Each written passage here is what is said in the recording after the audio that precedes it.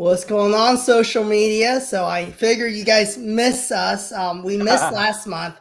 So here's Jeremey C, Hi, everyone. along with myself. And today we got a special guest. It's been a while since we had a guest. So has it been 2 I don't months, know what Jeremy? I was going to ask you the same question. How long was our little break? Yeah, 2 months at least. it has to be around 2 months, right? Yeah, I think so. So I want to introduce you to Marc. Okay, I'm gonna butcher his name. I think it's Nudelberg. So Marc is Yeah, you got it. I got it. Awesome. Well So, done. so it's Nudelberg. Noodleberg. That's Got right. it. Nudelberg. All right. Coach Noodle, for those of you that have ever heard about my football career, been in a coaching engagement with me, but the last name Noodleberg is well known. Awesome. So he's all about being 1% better on a daily basis. So let's talk about that a little bit. I'll let you go ahead and introduce yourself to our guests. Yeah, sure. So my name's Marc Nudelberg. I'm the president of On the Ball Ventures, which is our family company, family owned and operated, and it's a training and development organization. We work with organizations and their people. We start with mindset. We move into the behaviors that make them successful, and we create leaders and great business development professionals inside of organizations. So I've been doing that for a few years now, but I had a football career prior to that. I had a 14-year college football coaching career that took me all over the country in the United States. And a lot of the philosophies that I carry with me into my coaching engagements and how I help individuals and organizations reach high performance levels comes out of that athletic world and comes out of that football career where I was building culture, I was building individuals and helping guys be successful on and off the field. So I got Gino here. He said, I believe in 1% better every day. Love it. So, well, awesome. So I want to clarify this because most people hear 1% better daily, 1% better mindset, and they immediately assume that it means you're getting better 1% every day. It's not actually what the philosophy is. The philosophy is having the mindset to being willing to accepting the challenge of trying to get better every day. The reality is that most people wake up and it's rainy outside, it's cold outside, they're not feeling it, they don't feel motivated, they don't have the inspiration or the desire to do what they know they need to do in order to be successful. And they go, I'll phone it in today. I'll take it. I won't do the calls I need to do. I'll kind of just survive the meetings. I'll go to the gym, but I'm not going to really do the work I need to do.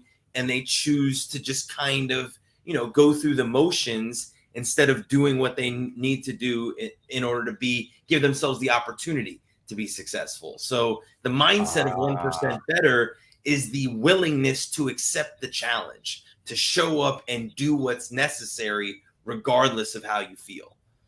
No, so that kind of answers, my question, right? What does it mean to become 1% better every day?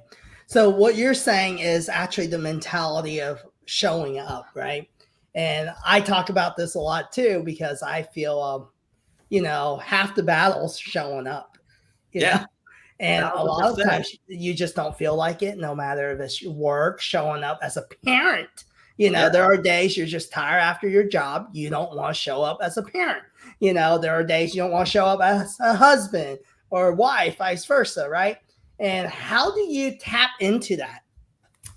So for me, it's about knowing what to do, right? A lot of the challenge when you're not feeling motivated to do something is not really knowing exactly what you need to do anyway, right? Like not having the process defined with detail so that I don't have to think about it, right? As soon as I get caught having to think about what I need to do, I've allowed doubt, I've allowed motivation, I've allowed all the other factors to come in and have, an influence on whether or not I do it. So for me, it's about having routine, it's about having processes and having those things be repeatable and having them be ingrained in my habits to where I don't have to think about it. I can get up and I know exactly the routine I need to go through in order to get myself to the gym.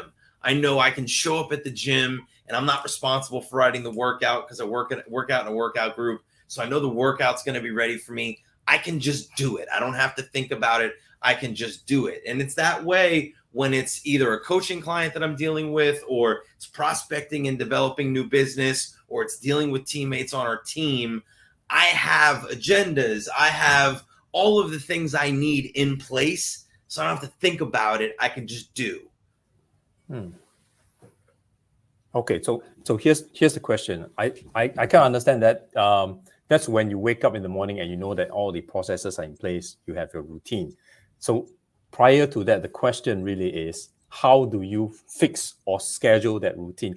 There is a point you have to think about it. So is that the night before, so that you put everything in place? There's definitely, and that to me is a habit of all high performers, is they schedule time for planning and review, right? So that can be on a daily basis. That can be, what you're planning and how you're planning is important, and getting down to the detail of every minute of every day, and also having the big picture vision in mind of, what am I doing this quarter? What am I doing this half of a year? What am I doing this year? What am I doing this next 5 years? It all comes back to how well you manage that day. So having time at the end of a day to reflect on what happened, right? And give yourself an honest evaluation of what worked and what didn't. What did I do well today? Had some new meetings with people, had some one-on-ones with my team, had some pitch opportunities. Give yourself an honest assessment of how they went. And if they didn't go well, look at your schedule the next day and say, what do I need to adjust? What do I need to add? What do I need to take away in order to give myself a better opportunity to be successful in those things? So, there's a lot that goes into the calendar, but part of what needs to be on your calendar is the ability to review what happened and make adjustments in planning ahead, so that you're working on the right things at the right time. Okay, so it's no longer, in theory, thinking about, oh yes, today I'm 1% better than yesterday. It's more of really zooming out, and let's not talk about entire year, right? Let's just go, let's say, for per quarter, right? Sure. You take time, you look at what's coming in the next 3 months, and you set goals. And from there, you break it down probably by month, and then probably by week. And if you're really good and detailed about it, to the day. I won't say to the hour, but it's to the half the day, right? So that's the entire process. Correct. I think that's the way every goal and every priority should be broken down. Like, Kevin, you mentioned being a good dad, being a good parent, or being a good husband, right? Like, that's a great goal to have. But if you don't define what those behaviors are, then you don't really have any idea on how to accomplish it. So for me, when I say be a great dad, part of that means being present for bedtime routine. Part of that means waking him up at 7 a.m. and taking him out of his crib. So for me, it's on my calendar. There's nobody getting into my time block of 5:30 to 7, because that's bedtime. That's where I'm warming the bottle and I'm changing diapers, and my wife and I are reading him a book. So like, I have the behavior that's going to lead me to my goals on my calendar, scheduled for me, so that I know what I need to be doing. And again, I don't have to think about it. And there's no way that time can get taken from me from somebody else. I love that. And it goes back into, my background's marketing. I own an agency. And one of the biggest challenges I see when working with clients is a lot of time organizations don't have a goal, right? They don't have a purpose. Right. They don't schedule things in. Their only goal is an ROI, right? A return on their investment on marketing. Yep. But then, hey, let's post more content. Hey, our competitors are doing TikTok videos. Let's do TikTok videos. Then I'm like, who's going to do them? How are you going to do them? When are you going to do it? How about why are you going to do it? Why are you going to do it? Yep. So then they have, and that's where an agency comes into play. It's like, we help you facilitate your purpose, the why behind why we're doing it, and what's our objective. Or we're blindly just doing a lot of content to just do content, right? And I love what you're saying, because part of what I do for organizations is help create that alignment internally, right? Like I think, especially in today's world where it's all about culture and it's all about fit, and we're trying to get retention with employees, and we're trying to create this buy-in, and do we work from home or do we work from anywhere, and are we going to a 4-day work week, and all of these things are being talked about on how to be competitive as far as wanting to be a place for people to work.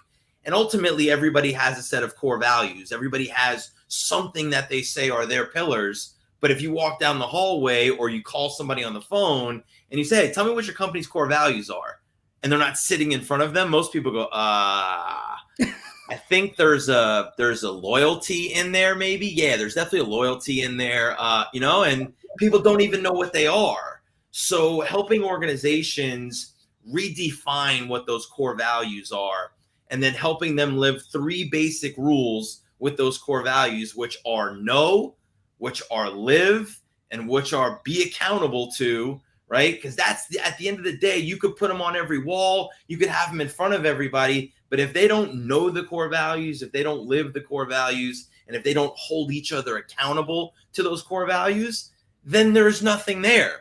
So as you talk about, having a purpose behind marketing and understanding why they're doing and creating that alignment, that's so important externally in order to find customers and create new business. But it's also so important internally in order to create team cohesion, in order to create culture, which is a word that everybody wants to talk about, which ultimately creates the performance that you're looking for externally. Yep. And Mark, I'm sure a lot of this came about when you were in sports, right? 1,000%. Coach. And people forget that, right?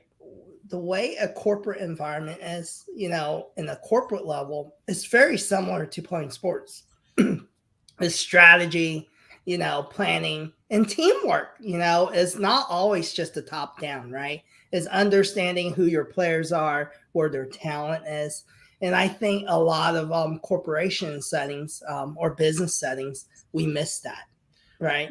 Well, the other thing that, all teams do in sports is they practice. They practice almost every day, right? There's significant training and preparation and study and development that goes in to creating the performance that you're looking for. So part of my passion and part of what we do for organizations is help them develop that training philosophy, that training system, so that it's not something that you do once when somebody gets onboarded in their first 2 weeks and then never look at again, right? Like if you look at the greatest athletes in the world, I don't care what sport it is, they don't train one time when they get started in the beginning of their career and then only perform the rest of their career. They spend all year, every year training, or maybe 3 years training for that one opportunity in the Olympics. Whatever sport you want to talk about, it doesn't matter. So figuring out where and how to practice inside of your environment,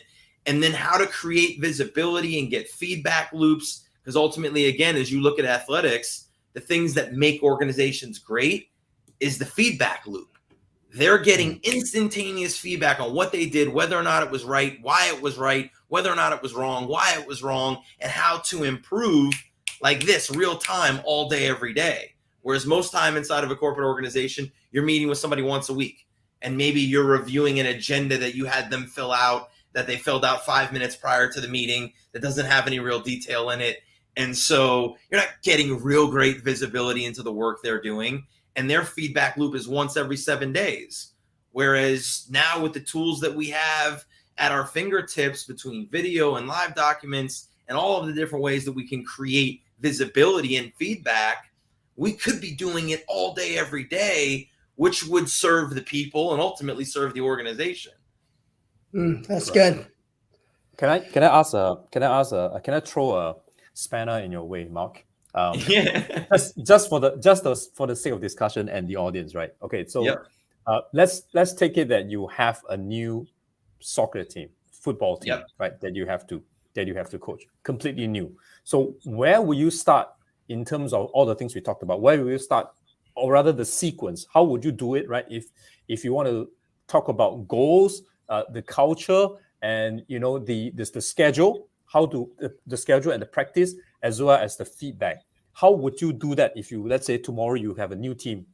So How you go a about step doing we it? didn't even really talk about that most people don't even think about doing first is evaluation. Most people come in and take over a team and they say, this is the way I want to do it, and this is what I want to get done, and this is how I want to get it done, and this is why I want to get it done. And they didn't even take a second to figure out, who is this team already? Because if what you're trying to implement doesn't fit the people that you have, you're going to have a major disconnect, and you're going to create a longer cycle to get to where you need to be than had you spent some time evaluating, who are we right now? What do we have? What do we do well? What do we not do well? And assessing what's already working and what's not. And as a leader, being open to saying, well, this isn't something that I've ever really done in my career, but this is working really well for them. Can I somehow fit that into my philosophy or my strategy in order to help this organization be successful? I think that's where most people in leadership think they need to have all the answers all the time. I don't. I think I have some answers. I know I have some answers. I know I have some good answers, but I also know that I don't have all the answers. And so I'm always looking for things that can be incorporated, things that other people are doing, and figuring out whether or not that can fit us. So the first thing I would do is evaluate and give an honest evaluation of what the organization is, where it is, and why it's had success or why it hasn't had success, to then strategize about what do we need to do in order to make it successful here. There are some core values. There are some principles and foundational things that should be in place, but that's going to be the same no matter what. Ultimately, the thing that's going to take you to the next level is figuring out what the identity of that organization is going to be, which you can't form that without knowing what the business does and what the people are good at in order to help form that. Oh, that's a great point. That's a great point. Really Learning good. so much already. Yeah. So Jeremy, go ahead. So while we're on this topic, right, and we always have this East and West, right? So I want to hear from you, being in a corporate environment out in the East, right? You're in Singapore. So Jeremy is live. It's daytime for him in Singapore. Yep. So what is the Asian corporate mindset when it comes to team culture? It's exactly what Mark said, right? In Chinese, there's a saying, 新官上任三把火, which actually means, literally loosely translated, is a new official, as in government official. When he first comes into position, a new position, there are three fire around him, meaning this person is coming in hot and furious, wants to make changes fast, right? So what you just mentioned, Mark, about evaluating is out of the window, right? Because this person is new in the position, he wants to come in fast and furious and say that I want these changes to be done. These are my goals, and this is how I want to do them. And let's just go without the evaluation step. And that creates such a rub. Like, I've been a part of that. I've been a part of so many organizations where people came in and tried to do that, and you end up wasting talent. I'm not saying it doesn't create change, and there's not some good that comes along with it, but there's also a lot of waste, and I think, I'm a fan of the Toyota way. I'm a fan of the lean mentality and trying to cut as much waste as possible. And when it comes to leadership, there's a difference between being hard and being tough, right? Being hard is being very rigid and not having any kind of influence. Being tough means that you're able to bend a little bit. You understand how to take influence. You don't lead, you don't lack accountability, and you don't lack standard, and you don't lack all the things that are important to success, but you're not rigid in a way that creates a lot of waste because you lose out on connecting with people or finding the potential in people because you were so rigid in what you were trying to do. Right. So usually in Asia context, of course, this is taken in broad strokes, generalization. When a new boss comes in, right, everyone will be like a little bit fearful because what's the person's style? Is it going to be hard or tough? Which is the one, right? So usually, so when the new boss comes in, the subordinates will assess or maybe be a bit fearful of how things turn out, because it takes time for you to really know the leader, right? But if on the other side, the leader comes in hard and says that, these guys, this is business, right? We need to hit these goals by X, Y, Z time frame. We just have to go. Or if you push too hard, that's exactly what would happen. People don't feel comfortable, or say, this is not what I signed up for. The culture is wrong, or this particular person to me is toxic or different. Maybe it's just be a different leadership style, right? Rubs me off the wrong way, and then they leave, right? Yep. And the cycle, I won't know if it perpetuates, then that's where things don't go so well, and you don't get that kind of a business performance you want from the get-go. Staying in that concept of like, what's the order of operations when you take over a new organization, is once you've evaluated and you've strategized and kind of come up with the plan, the next thing is to create connection with everybody. Because if I step in front of the group and sell you something without you knowing who I am or what I'm about or getting anything to know from you, if there's no connection there, I'm talking to deaf ears. I'm basically might as well be talking to a wall. So the next thing you have to do is create that connection, create that buy-in, and get some engagement. And part of that is setting expectation, right? A lot of people want to know not necessarily what you expect from them, but what they can expect from you. And so being clear about, hey guys, here's what you can expect from me. I'm going to be tough, but I'm going to be fair, right? Like I'm going to hold the standard, and I'm going to push us out of our comfort zone because I want us to be great, but I'm going to be fair. I'm going to listen to you. I'm going to hear you. I'm going to take some influence. I'm interested to hear some of the ideas that you guys have. My expectation is that you bring ideas, but when you bring ideas, you bring them fully thought out. You're bringing them not just an off-the-wall idea, but here's how you could see it being executed. When you have that conversation with people in the room go, okay, I know. And now they're far more willing to open up to you so that you can say, okay, now you know what to expect from me. Here's what I want to expect from you. Here's what I need from you. Here are the things I'm going to ask of you in your role. And instead of saying do it or get lost, just ask, can you do that? You know what I mean? Are you capable of that? Can you tell me you're capable of meeting what my expectation of you is? Because if I get a yes to that, then I've earned the right to hold you accountable to it for the rest of our time together. That's so good, because it's mutual, right? It's mutual. And I think a lot of people forget that, because in a business relationship, business setting, from employer to employee is also mutual. It goes both ways, right? Yeah. Correct. And I think a lot of leadership forget that. They're like, hey, I'm the boss, I'm the upper management, therefore which you is just like do what I tell you. Is this old archaic concept of what leadership is leadership. I think most people used to think of leadership as you had to have all the answers. You had to be the only voice in the room. You had to be the one that was steering the ship and being the one responsible for everything. When if you look at what's happening in today's world, it's the exact opposite. I'm in the back.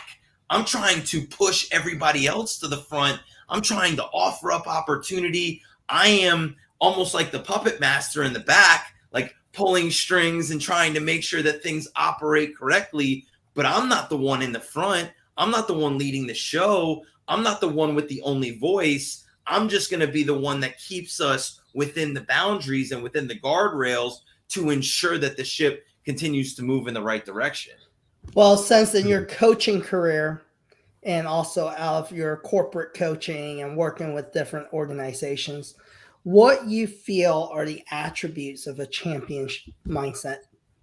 It's a great question. So I would say the first one is ownership, right? And that to me is, whether it's an organization or the individual, everybody's got to feel the responsibility for their own individual responsibility in the success. I got to be willing to own that, and I got to be willing to communicate my ownership of that to everybody around me so that there's no finger pointing. Because I think the two things that you never want to see in an organization is silence or finger pointing.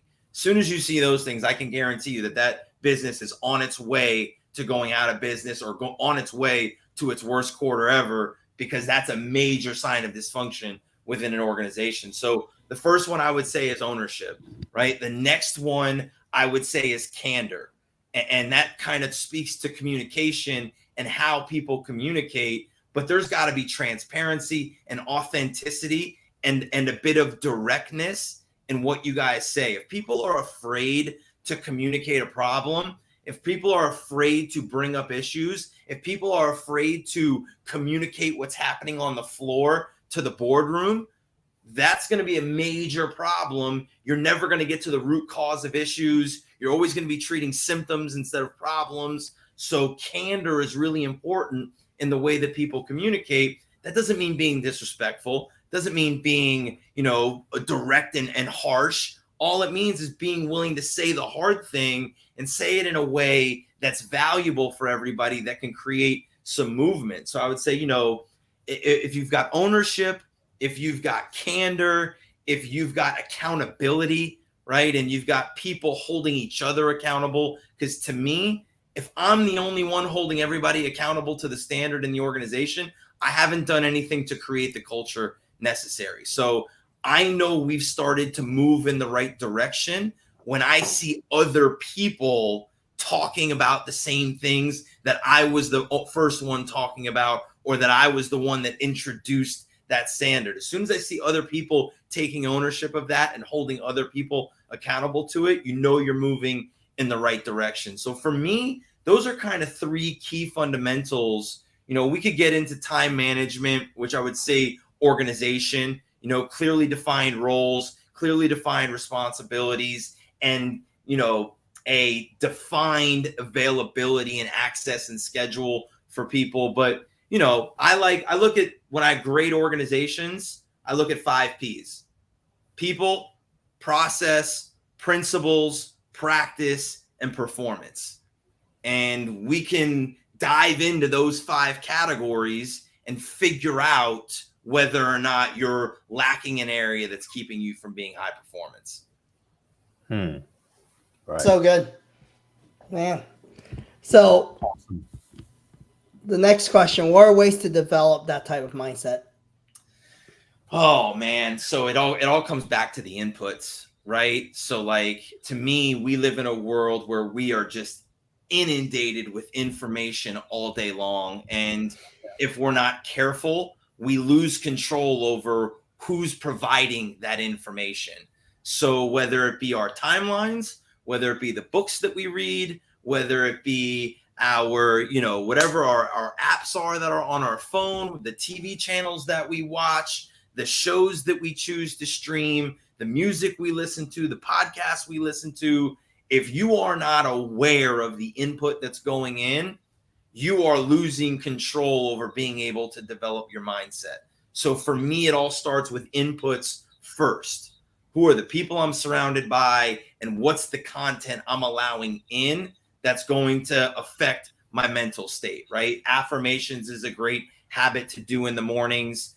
The next thing I would say is a morning routine, right? If you are out of control in your morning, if you're not taking an hour to 2 hours for yourself every morning, and that doesn't mean you have to wake up early. Early, I think, is nebulous, right? Like I happen to wake up at 4:15, but that works for me. I'm a morning person, right? I know plenty of successful people that don't get up until 6, 7 o'clock in the morning, but they still take those 2 hours or an hour for themselves, where they have time to drink their coffee, do some reflection or meditation, or, go for a walk, get 20 minutes of exercise, do something that is, self-care, both mentally and physically. If you're not starting your day that way every day, you're setting yourself up for failure because you're out of control before the day even gets started. That's so good. And I think that's so important because I think so many people in their careers or in the business world, they feel like, hey, we're so busy, right? So how do you take time of your day? But it's like Marc said, you got to schedule it in. You got to make time, right? It's all about priorities. And I always tell even my staff or my team, hey, it's what you prioritize in life. If you really want to do something, you can make it happen, And right? it's about setting boundaries in that, right? Like most people who are like, oh, I'm so busy, I would challenge you and say, open up your calendar for me. Show me what's on your calendar. And I bet, number one, you don't have a lot calendared. I bet it's pretty kind of open and vague. And even if you do have things calendared, I would challenge you, like, let's say you had an hour for prospecting, or you had an hour for content creation, you had an hour for writing or reading or whatever it was. I would say, how much of that hour was actually spent on that activity, right? How many times did you pick up your phone? How many times did you check your email? How many times did you get up to go get a glass of water? How many times did you actually leave that activity during those 60 minutes that were supposed to be dedicated to that, right? That was something that college football taught me, was we only had a certain amount of time allocated with those kids, and that was mandated by the NCAA. So every minute we had was like gold, and you couldn't waste a second. So you couldn't waste time transitioning in between drills.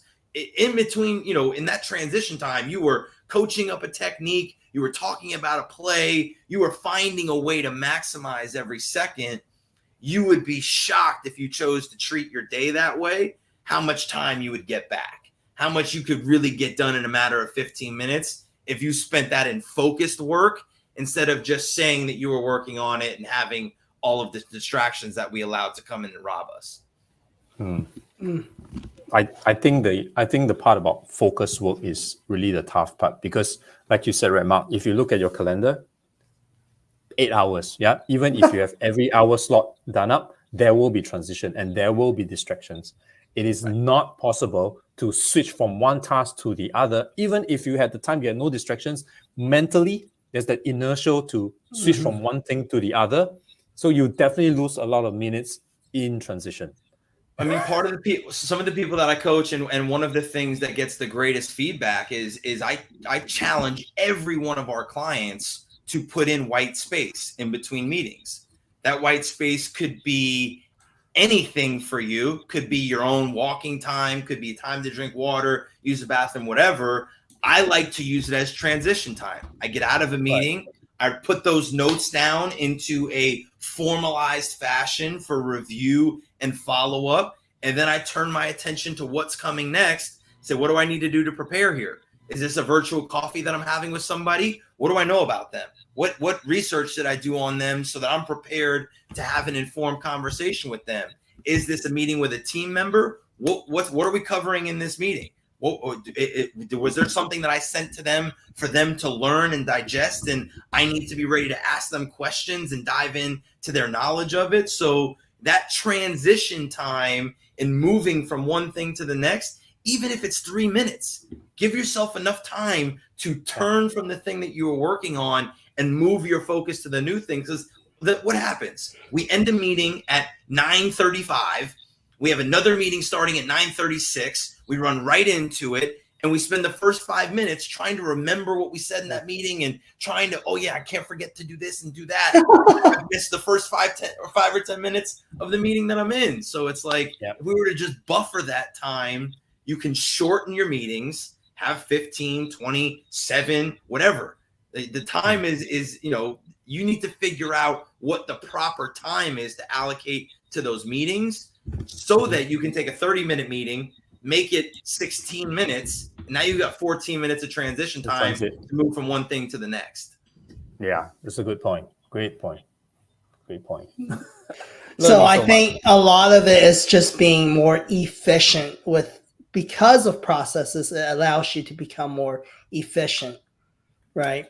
That's all what it's all about to me. So like, I live by this acronym that I think has led to all my success in my life, which is RPD, which is relationships, process, and discipline, right? Like every good thing that's ever happened to me in my life has come from a relationship. So I know it's a priority for me to be cultivating relationships, starting relationships, ensuring that I'm feeding relationships and growing relationships. It's a huge part of my life, right? Processes, so that I'm not thinking about what I have to do. I can just do. And those processes, are repeatable.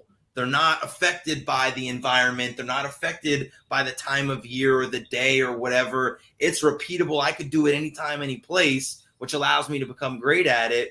And then the discipline to show up and do those things day in and day out. If you focus on doing those three things, hard not to be successful. That is so good. So right there, Mark. Okay. Relationship, process, and then showing up repeatedly. Right?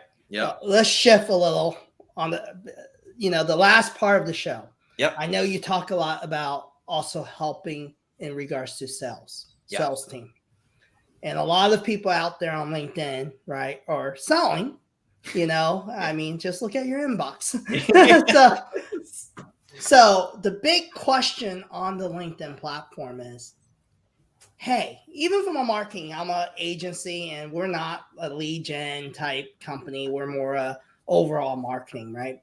Yep. But then we get this question a lot because at the end of the day, all these organizations are looking at that, hey, sale, right? Yep. Yeah. So let's talk about that a little bit. In the world of bots, data-driven AI sales mechanisms that's driving these conversations and texts and whatever, right? What do you feel, Mark, is working for the people you're helping? Digital, personalized interactions. So for me, in sales, to ignore the digital shift, to ignore the digital evolution, to ignore the tools that are available and the information that's available is ignorant, right? You have to embrace change. You have to recognize it and embrace it. Otherwise, you get passed by. But that doesn't mean that automation is the answer for everything. So what I think we've done a poor job of is understanding the data that we have and allowing that to inform the action and the behavior and the interaction. So I think what salespeople need to be great at is leveraging all of the information that they have to get to somebody through a digital experience and make it as highly personalized to them as possible. Because any company could scrub data and send 1,000 emails a day, which is what most salespeople are doing. Scripts and cold and pitch, send. Why would you be a robot? What separates you from robots is your ability to create relationship. So use that to your advantage and make your human activity as efficient and as effective as possible by using the digital tools that we have at our fingertips. Stop looking at LinkedIn as another place to cold email people and start looking at it as the number one networking event that's happening globally. And it's happening 24 hours a day. Just before I hopped onto this, I saw somebody got a new job, somebody that I didn't know. They were a second degree connection for me. I immediately shot them a personalized connection saying, hey, congrats on the job. This person knows you, which is how I saw that you got the job. Would love to add you to my tribe as well. I saw something relevant happening in that person's life and commented on it. Didn't say, hey, I'd love to talk to you about sales training or how you're creating training and develop, right? Like, I just said, hey, congratulations. Love to add you to my tribe. And so like as people are getting recognized as LinkedIn influencers and engagement and all that's really great, I'm not interested in those accolades. I'd much rather have 4,500 connections that I've had at least a message exchange with, and I know them, and I know they're willing to help me, and I know I'm willing to help them, than have 30,000 people scattered across the world that I don't know, but it guarantees that I get 300 likes on every post. I'm not about that. I'm about the quality over the quantity. It's always a numbers game, but as soon as your quality suffers, that's where I draw the line. I love it.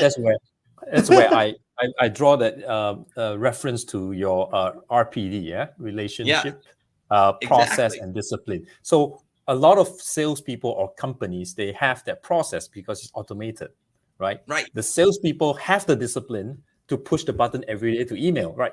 Add this person, push. But they forget the most important part, which is the relationship part, which is exactly in a very simple example what you just did. This person I don't know, but I'm just trying to reach out and establish a little form or a first step to establish a relationship. But most people don't do that. These days, when you see somebody wants to add a connection to you, I will check the title and see if this guy is trying to sell me something. And half the time I'm right. It's like, hi, thank you for the connection. But if you want to sell me something, please don't message me anymore. So I just I block could it give off. everybody watching one piece of advice, it would be never accept a blank invite, right? Like if somebody just showed up to your door, would you just let them in without asking them a question? No. Right? Like somebody knocked on your door, you wouldn't just be like, come right in. I don't know you, but come on in. Yet people do that all day long on LinkedIn. So by simply asking a question when you get a blank invite, like my standard response, which I think I even gave to you, Kevin, was thanks for the invite. Would love to know how you found me or what made you want to connect. Right? And you were like, hey, one of my account executives follows you and your show and said you were somebody that I should follow. And I was like, great. Welcome to the tribe. Let's have a conversation. And oh, look what happens when you have a conversation with people. It afforded me the opportunity to get onto your show and introduce myself to your audience and into your world. And if I don't start that conversation, who knows whether or not that ever happens. Yeah, so everyone now live and on LinkedIn, just listen up. Yeah, so this is what you should do to establish a relationship. Firstly, don't invite blind connections. And secondly, ask them a question. You know, where do you know me from? How can I help you? And that will stop, I don't know, all the bots from invading your inbox. That's exactly correct. Great. But isn't it crazy though if we listen to ourselves, right? Like just listening to Marc is so simple, right? Because I try to tell people the same thing, right? When we hire someone new in sales in our organization, I'm like, hey, I'm going to break all your past behaviors. You know, I don't want you to do it that way. And they're like mind boggling because they're so used to systems of meeting numbers, metrics, and you consistently do it that way. And eventually you'll get a sale. It's a number. Sales is a numbers game, but the playing field has changed, right? Correct. And people don't understand that. And it's really simple. If you truly have conversations online, it's no different than the past, right? How you used to. It's even better though, right? Like it's even better. Like in order to have the conversations that I've been having, I would have had to go places. Would have had to get in the car and drive to the coffee shop or drive to somebody's office and get dressed. And like, I'm in like sweatpants shorts the majority of my day. Right? I'm meeting people, I'm coaching people, having unbelievable experiences all from my computer. Now, that doesn't mean that I don't go in person. We still get to in person, but once we get there, the foundation of the relationship has already been set, which makes that in-person time so much more valuable and so much more effective. So like to me, why people waste their time trying to get an in-person meeting before ever having a virtual one, I have no idea. Like our biz dev philosophy is very simple. Do research, find the best way to get to somebody. And we've got some very specific tactics on what we teach on how to get somebody's attention, convert that attention to virtual time with them. We call it virtual coffee. And then it's all about follow-up and execution after that. But so like you said, Kevin, like sometimes I feel crazy because like my dad taught me the strategy. I put the strategy into work. It worked like a charm. I was like, why doesn't everybody do this? I don't understand what people are doing. And then we get hired in to train organizations on how to do it. And I'm like, I know you guys are paying us a lot of money and I wish it was more complicated than what it is, but it's not. Like it's not. Yeah, they make it really complicated. And it's like no different than if you were asking a girl out or a guy out, whatever. It's like dating. You know, why would you have to date someone first before, hey, let's get married? It just doesn't happen that way. But then if you paint the picture like that, all of a sudden you sound so stupid. But to me, we talk about that simplicity, right? Like, that's the key to success in everything, right? Like if you were to give somebody a marketing plan and it was this extravagant, all of these different bells and whistles, somebody would go, can we execute this? I don't understand it. The key to all of it is being able to simplify and keeping it simple. And I don't care if it's how you communicate your value to somebody, what your process is, how you go about doing your day-to-day. the simpler, the better, because simple allows you to execute with speed and velocity, which that's what's going to help you be successful. Yep, Yeah. because when things are complicated, right, it's hard to show up. There you go. Exactly correct. Right back to where we started with just work. And it's so true, right? Is you miss 100% of those shots if you don't show up. Exactly. And so I think people overcomplicate things, especially in the corporate world. Yes, I came from corporate, and I remember we did so much meetings. We would have meetings talking about strategies, but it never gets executed. It's always just, I used to tell my wife when we first got married, I go, I think they pay me to go meetings. But out of all the meetings, I think only 2% ever gets executed. That's right. Because what happens is we create these fabulous charts and systems and marketing ideas and concept. And by the time we're done, it's like, oh, it's too late for this. Yeah, you get the opportunities pass by. Now we're on the next problem that we're trying to solve. It's exactly we missed the summer window for summer sales. This will be shelved for next year. Let's talk about winter sale next year. So before we end tonight, Marc, what is your recommendation for the audience out there they're just down, they're just struggling with their mindset? What's a word of encouragement you can give them? Oh, just start paying attention to the inputs. Like that's just don't even worry about changing anything. If you're struggling with your mindset right now, just start paying attention to everything that you hear all day. And as soon as you start recognizing where the negativity comes from, just find a way to cut it out. And sometimes that's hard. Sometimes it's a family member. Sometimes it's a friend. Sometimes it's a spouse. Sometimes it's a sibling. It can come from anywhere. And sometimes it's hard to have those difficult decisions. But ultimately, it always comes down to what are you allowing in? And if you can pay attention to what's coming in, then you can start to try to make a change. But if you're not paying attention, then you got no chance. Mark, I can better that for you because I'm the marketing guy, right? So what you said is pay attention to your input, right? I'll make it even simpler, right? Let Mark be your input. Yeah. I would love Solve that. the problem. Find me on LinkedIn. Hit that connect button with add a note to it so that I know where you're coming from. And let me start to fill up your feed because no empty messages, connection messages. Right? Right. Make because sure you Mark's not going to talk to you. That's right. Just tell Mark that you heard him from Bottoms-Up Perspectives, and he will add exactly you in straight correct. away. So where can they find you, Marc? What's the best place? Best place to find me is on LinkedIn, 1000%. I'm on every social channel, but the place that I love to connect with people is on LinkedIn. So find me there. Just released my book about a month ago. So my book is Family, Football, and Failure, Leadership Lessons from My Life as a Coach. Would love to offer you guys the opportunity to get a book. So reach out to me. I'll send you a link to order it. I'll sign it, personalize it for you, and send it to you.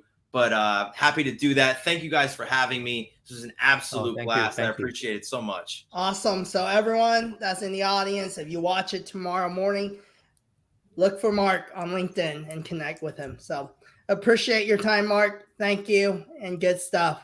Thank you, guys. Thank you, Mark. Thank you. Bye. Bye-bye.